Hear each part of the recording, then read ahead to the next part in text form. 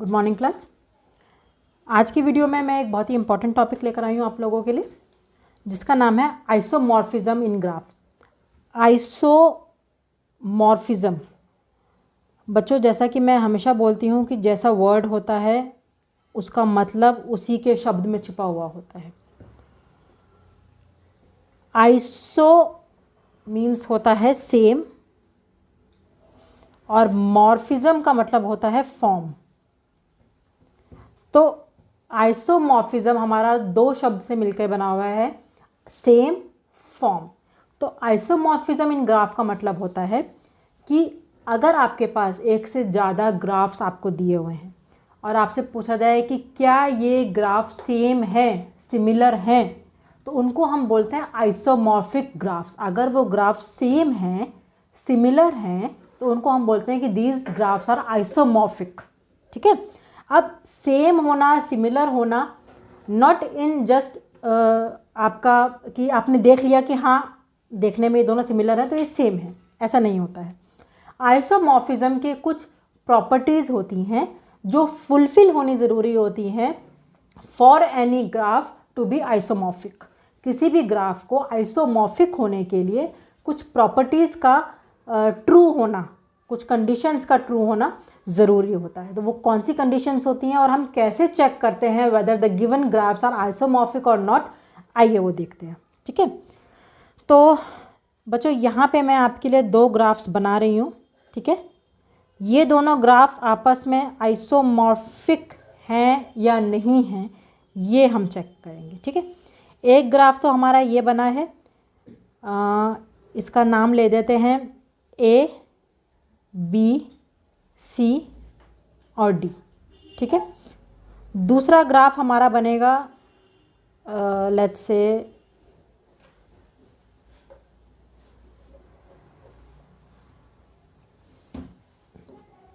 ठीक है, ये बना दिया हमने दूसरा ग्राफ। इसका नाम भी ले लेते हैं कुछ भी, U, V, W and X. ये हमने दूसरा ग्राफ ले लिया। ये हो गया हमारा ग्राफ G1 और ये हो गया हमारा ग्राफ G2। ठीक है। अब G1, अब देखिए ये दोनों ग्राफ्स आपके आइसोमॉर्फिक हैं कि नहीं। अब आप कहोगे मैम इतनी शेप तो अलग अलग लग रही है, आइसोमॉर्फिक कैसे हो सकते हैं। तो बच्चों आइसोमॉर्फिक होने के लिए कुछ कंडीशंस हैं और वो क्या क्या कंडीशंस हैं वो बताती हूँ। पहली कंडीशन ये है कि दो ग्राफ आपके तभी आइसोमॉर्फिक होंगे अगर उनके कंपोनेंट्स सेम हो। कंपोनेंट्स मीन्स कौन कौन से कंपोनेंट्स होते हैं ग्राफ में, वर्टेक्स और एज।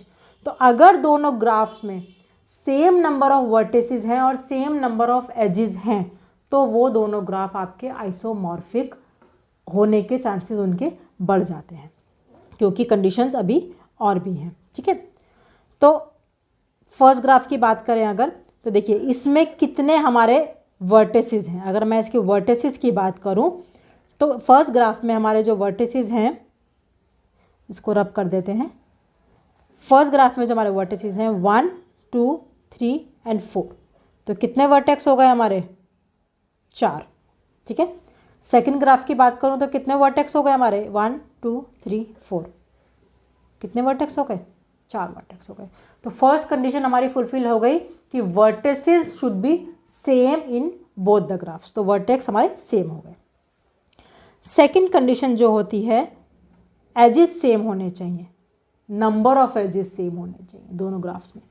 तो फर्स्ट ग्राफ के एजेस काउंट करते हैं, 1, 2, 3, 4, 5।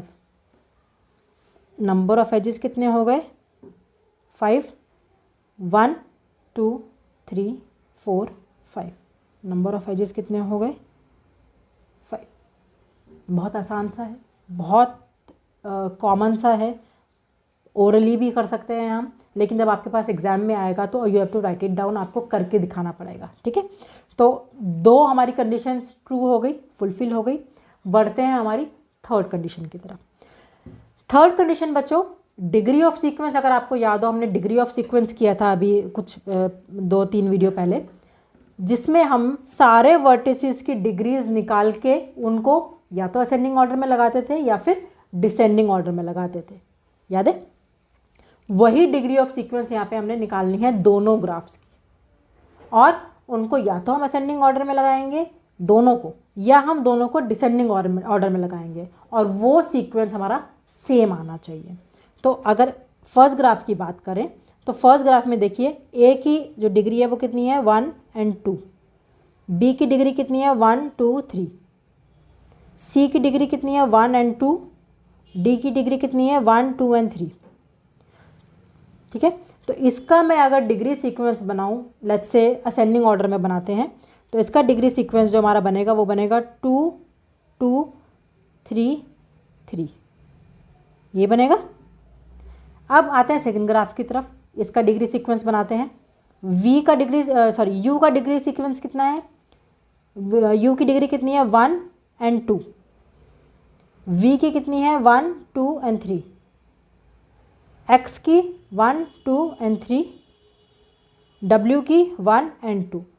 अब इसका डिग्री सीक्वेंस निकालते हैं, इसको असेंडिंग ऑर्डर में लगाते हैं, तो ये बनेगा हमारा 2 2 3 3। डिसेंडिंग में बनाएंगे तो फर्स्ट का भी 3 3 2 2 बनेगा और सेकंड का भी 3 3 2 2 बनेगा। मतलब असेंडिंग और डिसेंडिंग दोनों की सीक्वेंस हमारी सेम होनी चाहिए, जो कि है। इसका मतलब एक और पड़ाव हमारा क्लियर होता है टूवर्ड्स द आइसोमॉर्फिज्म, कि हाँ ये आइसोमॉर्फिक होने के चांसेस बढ़ जाते हैं। ठीक है, तो हमारा ये थर्ड भी हमारा कंडीशन ट्रू हो गई कि ये दोनों आइसोमॉर्फिक हो सकते हैं।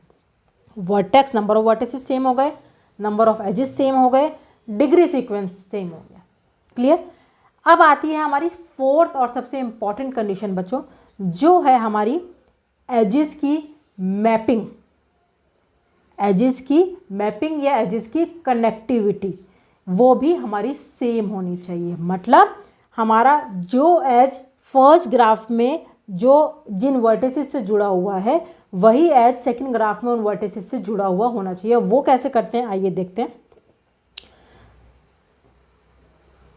चलिए स्टार्ट करते हैं। फोर्थ कंडीशन के लिए बता रही हूँ आपको, आई होप आपको बाकी 3 कंडीशंस समझ में आई हों। तो बच्चों अगर इसकी हम कनेक्टिविटी देखें तो देखिए यहाँ पे ए बी सी और डी, मैंने चारों वर्टेक्स यहाँ पे लिख लिए हैं। अब देखिए ए की डिग्री कितनी है 2 है, और एक किस किस वर्टेक्स से जुड़ा हुआ है, एक 3 से, एक बी से जुड़ा हुआ है और एक डी से जुड़ा हुआ है। और इन दोनों की डिग्री कितनी है, बी की भी डिग्री 3 है और डी की भी डिग्री 3 है।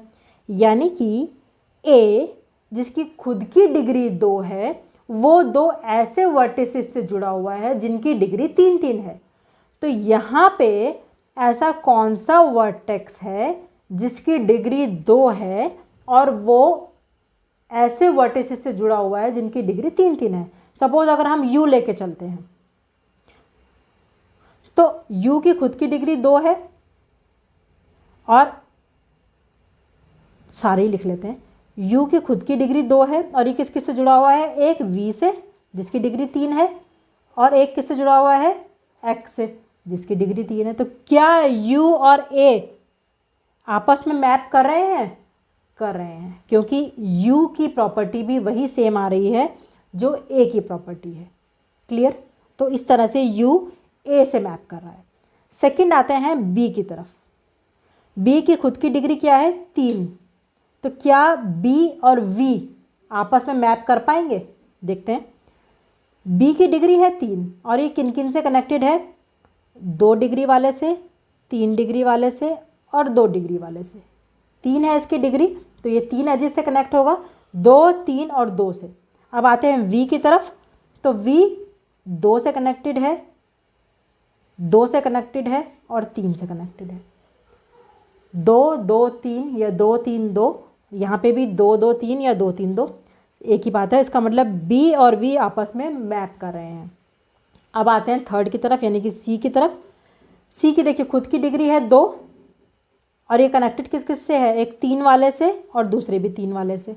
अब यहाँ पे देखिए आप, सी की डिग्री है 2, यानी कि सी हमारा डब्ल्यू की डिग्री है 2 और ये कनेक्ट किससे हो रहा है, एक वी से जिसकी डिग्री है 3 और एक एक्स से जिसकी डिग्री है 3। तो ये क्या सी डब्ल्यू से मैप कर रहा है, यस, बचा कौन सा हमारा डी, जिसकी डिग्री है हमारी 3, यहाँ पे एक्स की डिग्री है 3। अब ये कनेक्टेड किस किस से है, 2 3 2 से। एक्स किससे कनेक्टेड है, डब्ल्यू से जिसकी डिग्री है 2, यू से जिसकी डिग्री है 2, और वी से जिसकी डिग्री है 3। अगेन 2 2 3 है, 2 3 2, यहाँ पे भी 2 2 3 है, 2 3 2। तो डी और एक्स आपस में मैप कर रहे हैं, यानी कि एजेस वहीं पे कनेक्ट हो रहे हैं दोनों के जहाँ पे होने चाहिए। मतलब जहाँ पे ए ग्राफ 1 के एजेस कनेक्ट हो रहे हैं वहीं पे ग्राफ 2 के भी एजेस आपस में कनेक्ट हो रहे हैं, यानी कि कनेक्टिविटी या मैपिंग जो है हमारी वो सिमिलर है। तो ये हमारी 4 कंडीशंस फुलफिल हो रही हैं, इसका मतलब ग्राफ 1 और ग्राफ 2 हमारे आइसोमॉर्फिक है। अगर आपका लिखने के लिए आता है तो फर्स्ट आपकी जो कंडीशन रहेगी, number of vertices should be same, number of vertex जितने हैं वो काउंट कीजिए दोनों ग्राफ में, वो सेम होने चाहिए। सेकंड जो आपकी कंडीशन आएगी, number of edges should be same, दोनों ग्राफ्स में नंबर ऑफ एजेस काउंट कीजिएगा वो सेम आने चाहिए। थर्ड, डिग्री सीक्वेंस दोनों ग्राफ्स की वो सेम आनी चाहिए, दोनों की डिग्री सीक्वेंस लिखिए या तो असेंडिंग ऑर्डर में या डिसेंडिंग ऑर्डर में। फर्स्ट की असेंडिंग में लिख रहे हैं तो सेकंड की भी असेंडिंग में ही लिखेंगे और उनको कंपेयर कीजिए क्या वो सेम है। और नेक्स्ट है हमारा मैपिंग, या फिर आप इसको कनेक्टिविटी भी बोल सकते हैं, वो अगर आपकी सेम है तो इसका मतलब ये है कि आपके जो ग्राफ्स गिवन हैं दे आर आइसोमॉर्फिक। ठीक है, तो आपके एग्ज़ाम में ये 5 नंबर से कम का क्वेश्चन नहीं आता है।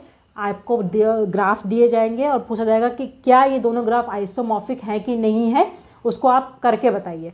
तो आपको ये सारे जो कंडीशंस हैं ये एक एक करके आपको सिंप्लीफाई करके दिखानी होगी और बाद में बताना होगा ग्राफ आइसोमॉर्फिक है या नहीं है, या फिर what do you mean by isomorphism in graph, explain with the help of an example, वो आपको समझाना होगा। तो आराम से 5 से 7 नंबर से 10 नंबर तक का एक क्वेश्चन आराम से आता है एग्जाम में। ठीक है, तो अच्छे से पढ़िएगा, आई होप आपको ये समझ में आएगा, और नहीं आया होगा तो प्लीज़ मुझे कमेंट बॉक्स में इससे रिलेटेड क्वेश्चंस ज़रूर लिख के भेजिएगा। नेक्स्ट वीडियो में आपके लिए एक नया टॉपिक, इंपॉर्टेंट टॉपिक दोबारा लेकर आते हैं। तब तक के लिए थैंक यू।